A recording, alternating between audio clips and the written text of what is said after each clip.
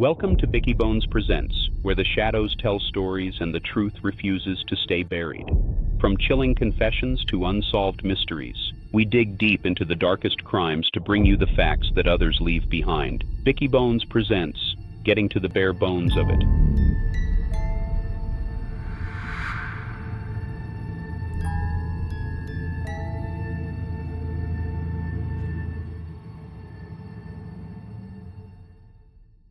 Welcome back to the deep dive. This time, we're tackling a case that's practically ripped from the headlines, the Scott Peterson case.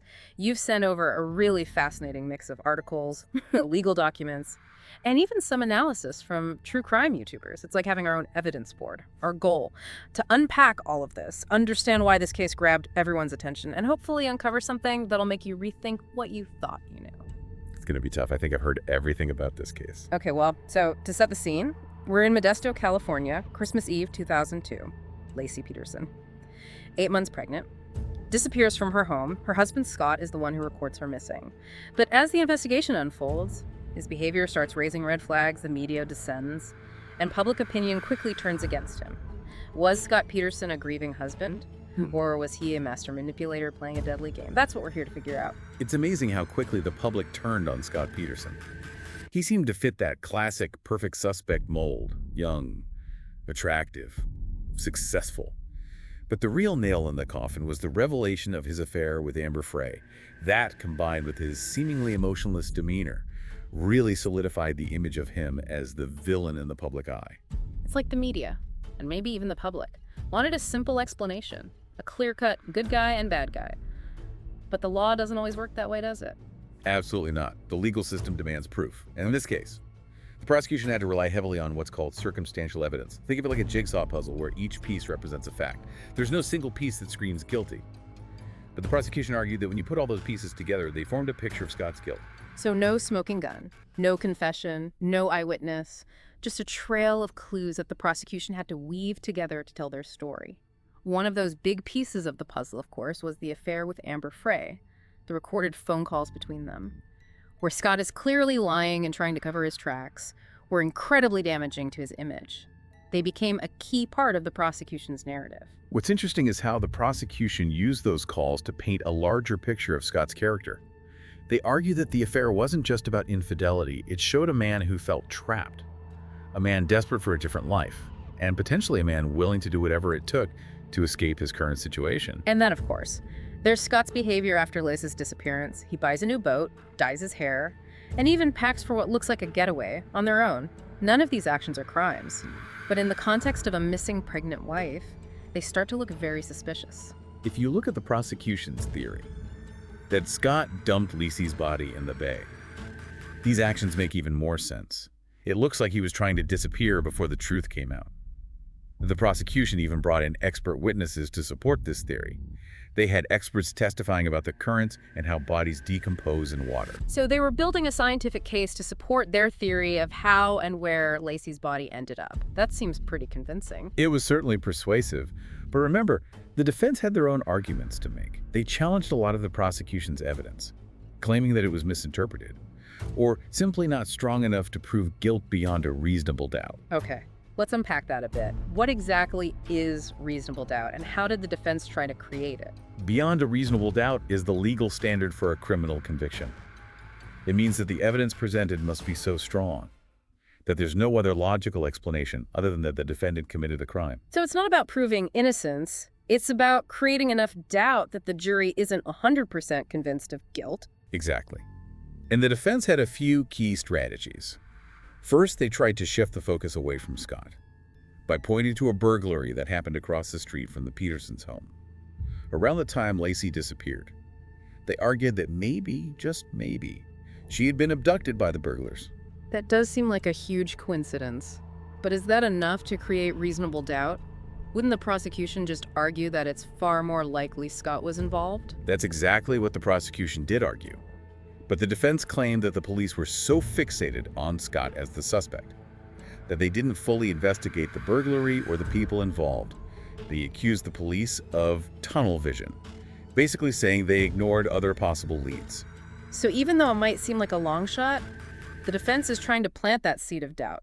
suggesting that maybe the police missed something crucial because they were too focused on Scott. That's a core part of their strategy. They're trying to poke holes in the prosecution's story and make the jury question whether the investigation was thorough enough. And what about that dog scent evidence? I remember that being a big part of the case. Didn't the prosecution say that dogs tracked Lacey's scent to the Berkeley Marina, where Scott claimed to have been fishing the day she vanished? That's right. The dog scent evidence was a major point of contention. The defense brought in their own dog handler, whose dog didn't pick up Lacey's scent at the marina. Their goal was to undermine the prosecution's expert and cast doubt on the reliability of that type of evidence. It sounds like the defense is really trying to dismantle the prosecution's case piece by piece. What about Scott's behavior, though? That must have been hard to explain away. The defense argued that Scott's demeanor was being misconstrued. They said his lack of outward emotion didn't equal guilt. They claimed that everyone grieves differently, and that his behavior was being unfairly judged through the lens of suspicion. So they're basically saying, don't jump to conclusions based on how someone acts in a stressful situation. There's no one right way to grieve. Exactly. They even brought up the fact that the judge didn't allow them to present an experiment to the jury. They wanted to show that it would have been physically impossible for Scott to dispose of Lacey's body from his boat the way the prosecution claimed. Wait, they were completely blocked from presenting that evidence. Why would the judge do that? Yeah, it's complicated, and legal rulings like that can be controversial. The judge might have felt the experiment wasn't scientifically sound, or that it could mislead the jury, but the defense argued that it was a crucial piece of evidence that could have helped create reasonable doubt. It sounds like even though they were facing an uphill battle, the defense was working hard to find any cracks in the prosecution's case. But ultimately, the jury did find Scott guilty, right? They did, but this case is far from over. There's a major development after the trial that throws everything into question: juror misconduct. Ah, yes. Wow. The juror misconduct. That's where things get really interesting. We'll have to dive into that next. You know, it's like a plot twist you'd see in a legal thriller. After the guilty verdict and the sentencing, the focus shifted from the evidence itself to the people who weighed that evidence, the jury. So walk us through this. What exactly happened with the jury, and why did it become such a big deal? Well, it all centered around one juror in particular, juror number 5, Rochelle Nice. Turns out, she had failed to disclose some important information during jury selection. Specifically, that she had been involved in a previous legal case where she was the victim of domestic violence while pregnant. Okay, that does sound like a pretty significant omission, but why would that matter in Scott's case? The defense argued that this undisclosed information revealed a potential bias. They claimed that juror number 5, given her own experience, might have been more likely to convict Scott, especially considering the prosecution's narrative about him wanting to escape his marriage and family life. They argue that it cast doubt on the impartiality of the jury's decision. That makes sense. It's like even if it was unintentional, she might have brought her own personal baggage into the deliberation room. What did the judge think about this? The judge agreed that juror number 5 had committed misconduct by not being truthful during jury selection. It was a serious breach of the rules designed to ensure a fair trial. So case closed, mistrial declared. Not so fast. The judge ultimately decided to uphold the guilty verdict. But here's where it gets even more complicated. There were reports that other jurors, including juror number 5, had engaged in conversations about evidence that was never actually presented in court. Wait, they were talking about stuff that wasn't even part of the official trial. Like what? One example was the weight of the anchor Scott used for his boat. Apparently, some jurors had expressed opinions that the anchor seemed too small to hold the boat in place, even though this was never brought up as evidence during the trial. So they were essentially speculating, forming their own theories based on information that wasn't vetted by the court. That seems incredibly problematic. It is. The defense jumped on this, arguing that these conversations demonstrated clear juror misconduct, and that the jury might have been swayed by outside information. They felt it showed that the jury wasn't relying solely on the evidence presented in court. So we've got a juror who withheld key information and potentially brought in her own biases, and then we've got jurors discussing unofficial evidence. It sounds like a mess. What happened next? Did Scott get a new trial? Well, the juror misconduct issue didn't result in a new trial, but it did have a major impact on Scott's sentence. Remember, he was originally sentenced to death. Right. So how did the juror misconduct affect that? The California Supreme Court eventually weighed in and ruled that the combination of juror number 5's failure to disclose her past legal experience and her participation in those inappropriate conversations had deprived Scott of a fair trial, at least in the penalty phase. So that's the catch. They focus on the penalty phase, not the guilty verdict itself. What did that mean for Scott, practically? It meant that his death sentence was overturned. He was resentenced to life in prison without the possibility of parole, but his murder convictions remained in place. So he's still in prison, but at least he's off death row. It sounds like a partial victory for the defense, but still a devastating blow for Scott. What's the situation now? Is this the end of the road for him legally? Not necessarily. Scott has a new legal team, the Los Angeles Innocence Project, and they're actively working to get him a new trial. That's interesting. The Innocence Project. They're known for taking on tough cases where they believe someone has been wrongly convicted. What are they focusing on in Scott's case? One of their main strategies is pushing for new DNA testing. They're particularly interested in certain pieces of evidence that weren't tested before, specifically the duct tape that was found on Lacey's pants. Why the duct tape? What are they hoping to find? They believe that this testing could potentially reveal DNA that doesn't belong to Scott or Lacey. If that were to happen, it would lend support to their claim that the investigation was botched, and that maybe someone else was involved. It's like they're searching for that one piece of evidence that could blow the case wide open, like a fingerprint at a crime scene. Exactly. They're hoping to find that irrefutable piece of the puzzle. That could lead to a new trial, and potentially even exonerate Scott. They even wanted to test other items, like blood-stained mattress samples from a burnt-out van that was found around the time Lacey disappeared. But the judge only approved testing on the duct tape. A burnt-out van? Now that's intriguing. Are they suggesting that Lacey might have been a victim of whoever was connected to that van? That's one of the theories they're exploring. They've also gathered statements from witnesses who claim they saw Lacey alive on the day she disappeared, which, if true, would contradict the prosecution's timeline. So they're not just focusing on the DNA, they're trying to re-examine the timeline, find new witnesses, and really shake up the narrative that led to Scott's conviction. It's like they're doing their own detective work, years after the fact. Exactly. And don't forget that rumor about another suspect's confession that was supposedly never fully investigated. Oh, right. We saw something about that in the YouTuber notes. What was that all about? Some sources, including that AI-generated true crime channel you mentioned, suggest that there was a confession from someone potentially connected to the local drug scene. But for some reason, this confession was never officially investigated or corroborated. That's wild, a confession. And the police just ignored it. I can see why the Innocence Project is digging into this. They're probably trying to find out who this other suspect is, whether the confession is credible, and why it was seemingly brushed aside. It's definitely one of the more tantalizing threads in this whole tangled web. It raises questions about whether the police were too quick to focus on Scott, potentially overlooking other leads, or even evidence that might have pointed to someone else. It all makes you wonder, what if they had investigated that confession? Could the whole case have gone in a different direction? We might never know for sure, but it's certainly a question worth asking. This whole case really highlights how much power the media can have, especially in shaping public opinion. It's a classic example of what people call trial by media. Before Scott even stepped foot in a courtroom, he was already being portrayed as the villain in the eyes of the public. It's like everyone was so captivated by the story, by the mystery of a missing pregnant wife and a seemingly unfaithful husband, that they jumped to conclusions. It's understandable. We're drawn to stories with clear-cut heroes and villains. But the legal system isn't supposed to work that way. It's designed to be impartial, to be based on evidence, not emotions. Right. But when you've got the media, especially 24-hour news channels, constantly replaying images of Scott, dissecting his every move, and speculating about his guilt, it's hard for anyone, even potential jurors, to remain completely objective. Absolutely. And that's why the defense is so focused on challenging the narrative that was created during the investigation and the trial. They're trying to separate fact from fiction, evidence from speculation. Speaking of different perspectives, we do have some interesting insights from those true crime YouTubers you mentioned. It seems like even within the true crime community, there are those who believe Scott might be innocent. You're right. One YouTuber who goes by Edward on his channel Behind Criminal Minds seems to lean toward the possibility of Scott's innocence. He points to the lack of a clear motive and emphasizes that a lot of the prosecution's case was built on Scott's behavior, which, as we've discussed, can be subjective and easily misinterpreted. It's fascinating how even after all these years, even with a guilty verdict, there are still people who are questioning the outcome.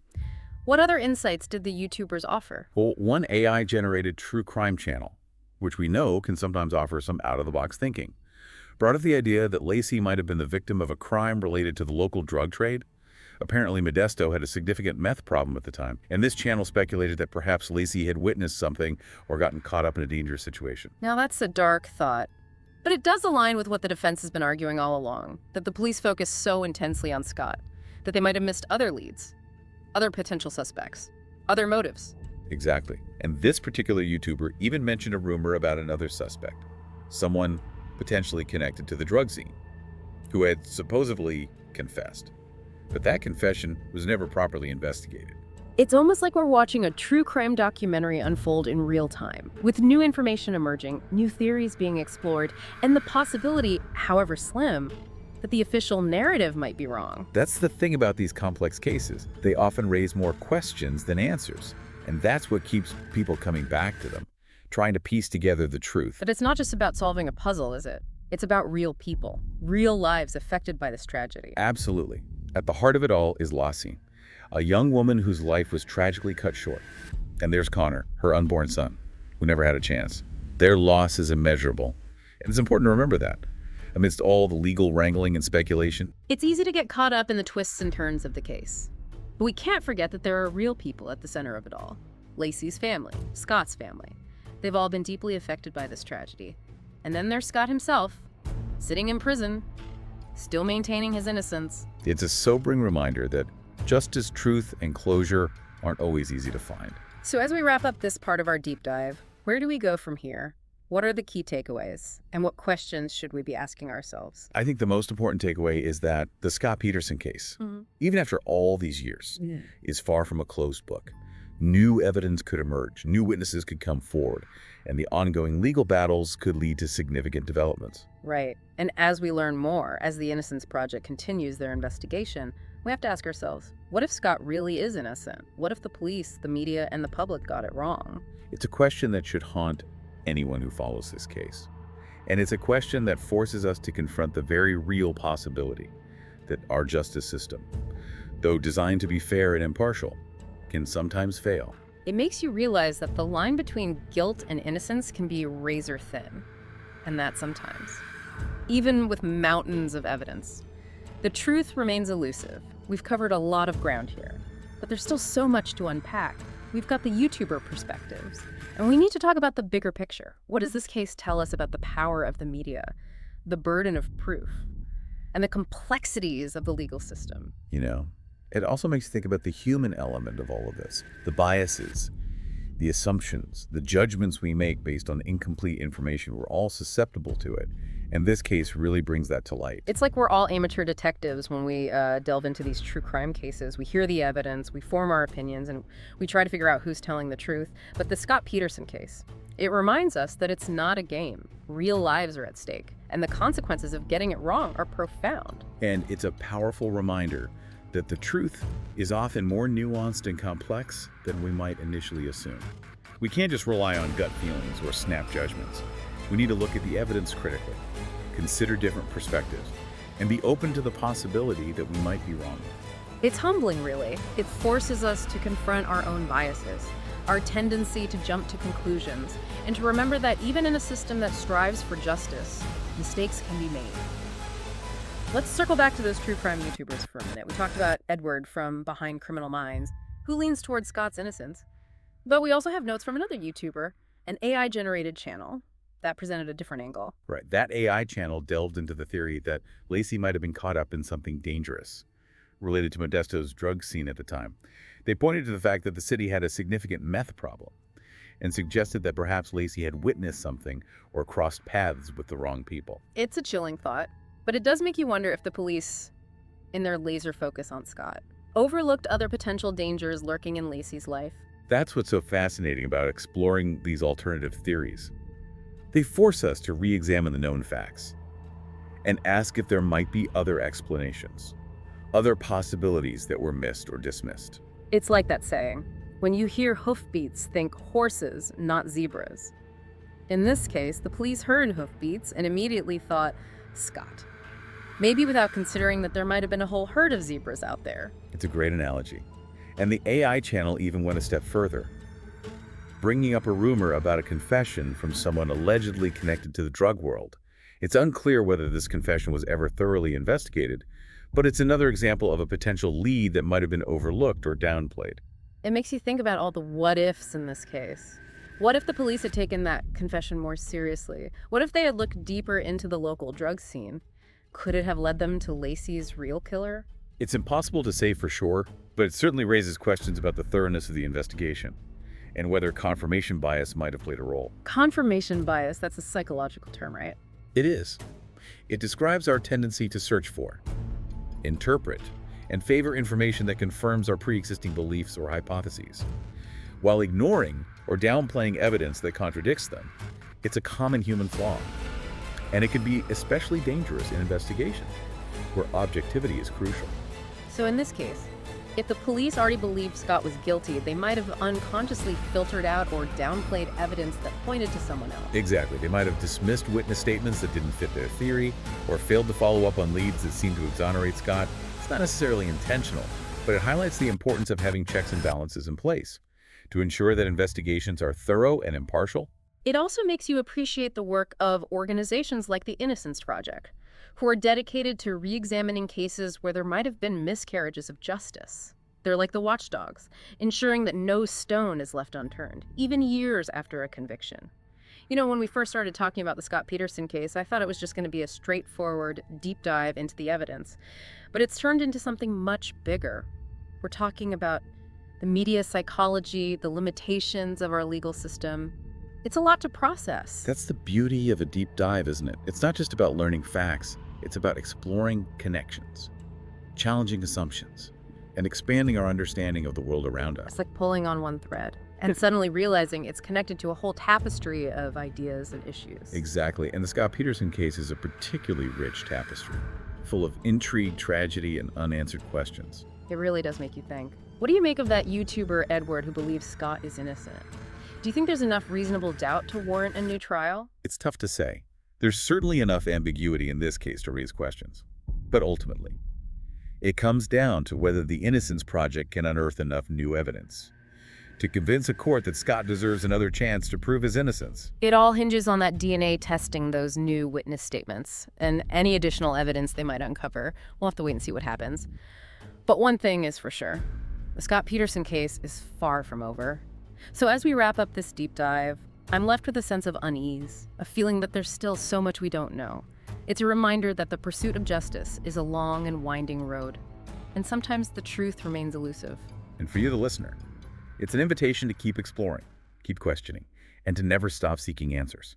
The Scott Peterson case is a cautionary tale about the power of the media, the complexities of our legal system, and the fragility of truth itself. It's a story that continues to captivate, to challenge, and to remind us that sometimes the most compelling mysteries are those that remain unsolved. Thanks for joining us on this deep dive into the Scott Peterson case. We hope you've learned something new, gained a new perspective, and perhaps even uncovered some nuggets of information that surprised you. Until next time, keep exploring, keep questioning, and keep diving deep. Thanks for watching Bicky Bones Presents. Don't forget to subscribe, follow, and like the video. It won't cost you a thing, for now. But remember, the price of staying in the shadows is loyalty. See you in the dark corners next time.